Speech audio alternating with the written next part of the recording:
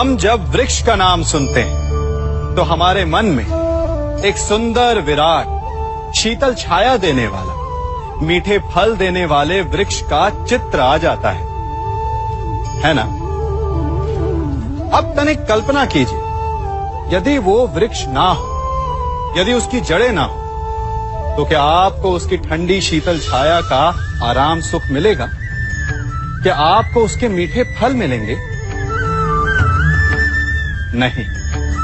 अर्थात वास्तविकता वृक्ष के अस्तित्व में है, ना कि उसकी छाया, ना उसके मीठे फलों में।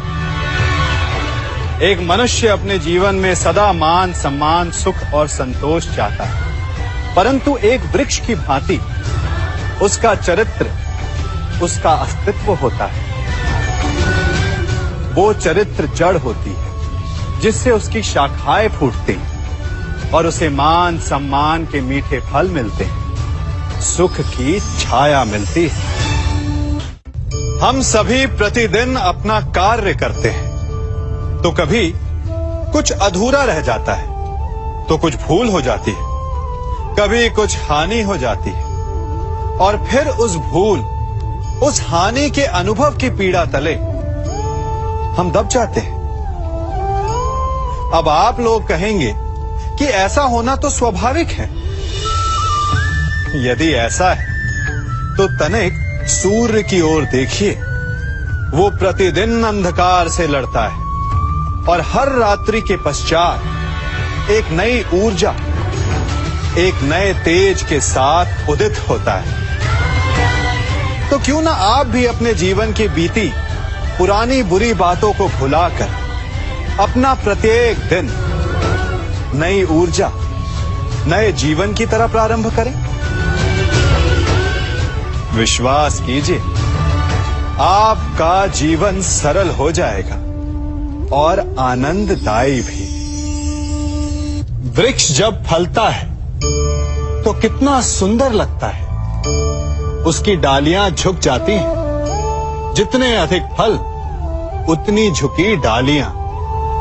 कारण वृक्ष कहता है कि मेरे इन फलों को तोड़ो, उसका आनंद लो। इससे एक ओर हमें वृक्ष के मीठे फल खाने को मिलते हैं, तो दूसरी ओर वृक्ष के स्वयं का बोझ कम हो जाता है। इसी भांति यदि आप सफल हैं तो अहंकारी मत बनिए, विनम्र रहिए। ये विनम्रता ही आपके बोझ को कम करेगी। और यदि आप विनम्र ना रहे, झुके नहीं, तो आप अपनी ही सफलता के फलों के बोझ से टूट कर गिर जाएंगे। समय बदलता है, ऋतुएं बदलती हैं। जब गर्मियां होती हैं तो हम उलाना करते हैं कि बड़ी गर्मी है, बारिशें कब आएंगी।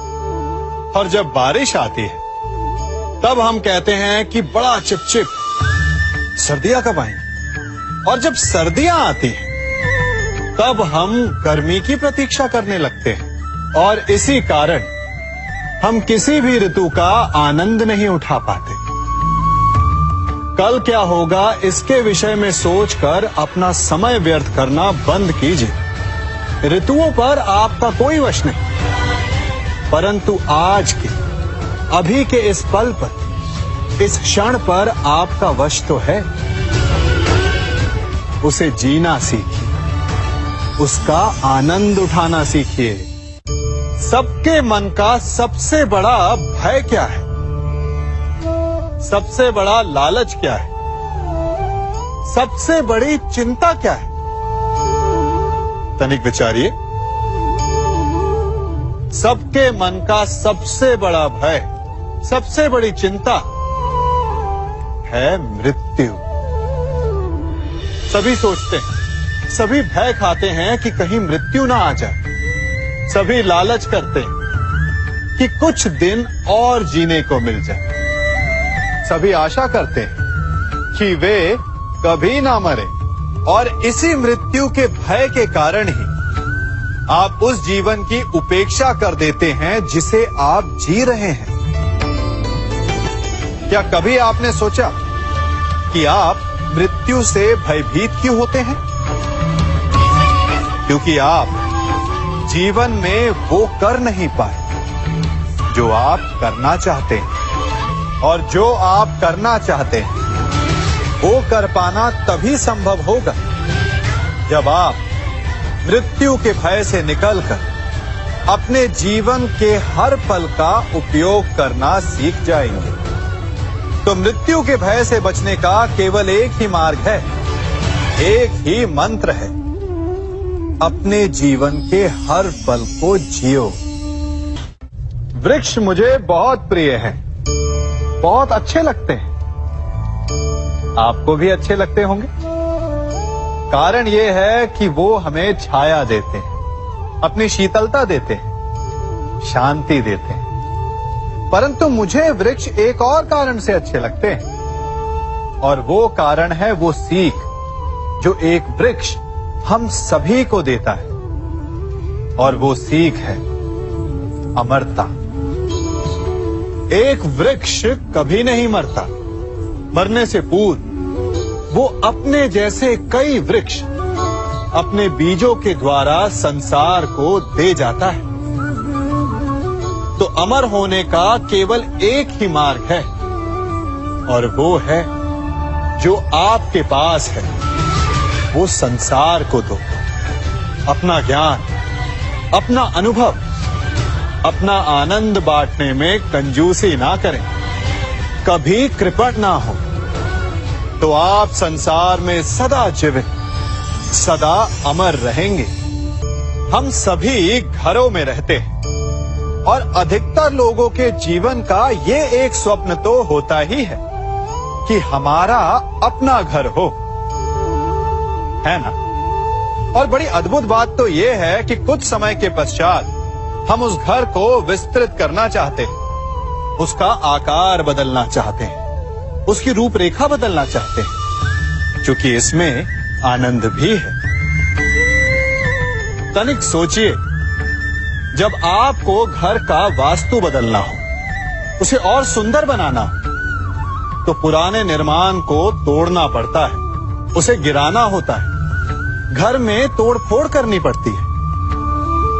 क्योंकि निर्माण के विज्ञान में टूटने का ज्ञान बहुत ही आवश्यक है।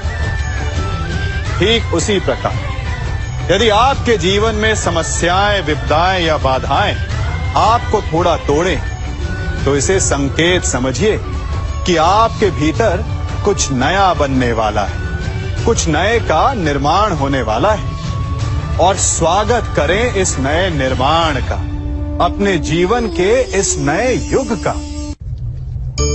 कभी वन में सिंह को अखेट करते देखा है? हमें लगता है कि सिंह तेजस्वी है, बलशाली है, तीव्र है, इसलिए वो अखेट कर पाता है। परंतु इस अखेट के दूसरे पक्ष को भी देखने का प्रयास कीजिए। सिंह अखेट तभी कर पाता है जब हिरण आस छोड़ देता है, जब वो भागना बंद कर देता है, जब वो संघर्ष करना छोड़ देता है। सिंह हिरण की मृत्यु नहीं चुनता, हिरण स्वयं अपनी मृत्यु चुनता है। ठीक उसी प्रकार असफलता हमें नहीं चुनती, हम असफलता को चुनते हैं। ये हम ही हैं जो आशा को छोड़कर संघर्ष करना छोड़ देते हैं और भाग्य का अखेट बन जाते हैं। इसलिए संघर्ष करना मत बंद कीजिए, प्रयास करते रहिए और सफलता आपकी मुट्ठी में होगी। जब घर में अंधकार छा जाता है तो प्रकाश लाने के लिए आप क्या करते हैं? दीपक ढूंढते हैं और उसकी लौ को प्रज्वलित करते हैं, और फिर अंधकार अपने आप दूर हो जाता है। अब आप कहेंगे कि इसमें कौन सी नई बात है? यदि अंधकार को दूर करना है तो दीपक की लौ को प्रज्वलित तो करना ही पड़ता है। यही बात तो समझने की है। यदि अंधकार से लड़ना है तो अंधकार का सहारा नहीं लिया जा सकता, उसके लिए प्रकाश की आवश्यकता होती है। घृणा का अंत करना है तो उसे घृणा से अंत नहीं किया जा सकता, उसे प्रेम की आवश्यकता होती है। शत्रुता का अंत शत्रुता से नहीं किया जा सकता, उसे क्षमा की आवश्यकता होती है। यदि आपको नकारात्मक ऊर्जाओं से लड़ना है तो स्वयं को सकारात्मक बनाना होगा और तभी आपके जीवन में वास्तविक आनंद आ सकेगा। एक न एक बार हर युवा के जीवन में एक ऐसा समय आता है जब उसे लगता है कि उसके माता पिता उसके साथ बहुत कठोर हो रहे हैं। मैं आपसे पूछता हूं, क्या आपने कभी कुम्हार को मटकी बनाते हुए देखा है? वो गीली माटी से मटके को चाक पर आकार देता है और वास्तविक आकार वो मटकी को तब देता है जब वो लकड़ी के संभल से मटके को बाहर से पीटता है। हम सभी उस कुम्हार को मटके को पीटते हुए देखते हैं, परंतु उस कुम्हार के उस हाथ को नहीं देखते जो मटके को भीतर से बाहर की मार से सहारा दे रहा है। हमारे माता पिता भी ऐसे ही होते हैं। अपनी संतान के भले के लिए, उसके भविष्य को आकार देने के लिए कभी कभी वो कठोरता को भी अपनाते हैं। आप केवल उनकी कठोरता को मत देखिए, उस संभल को भी देखिए जिसने आपको भीतर तक से संभाल कर रखा है। आप जानते हैं कि मैं क्या कर रहा हूं? मैं प्रतीक्षा कर रहा हूं कि कब इस वृक्ष पर फल लगेंगे और मैं उन मीठे फलों के रस को चख पाऊंगा। हंसी आ गई ना आपको? आप भी सोच रहे होंगे कि भला कौन सा मूर्ख बबूल के पेड़ को बोकर आम खाने की इच्छा रखता है। यदि कांटे बोए हैं तो फल नहीं, कांटे ही मिलेंगे।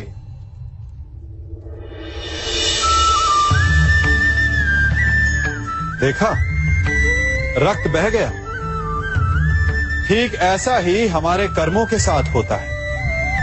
हमारे बुरे कर्मों का फल कभी शुभ नहीं हो सकता।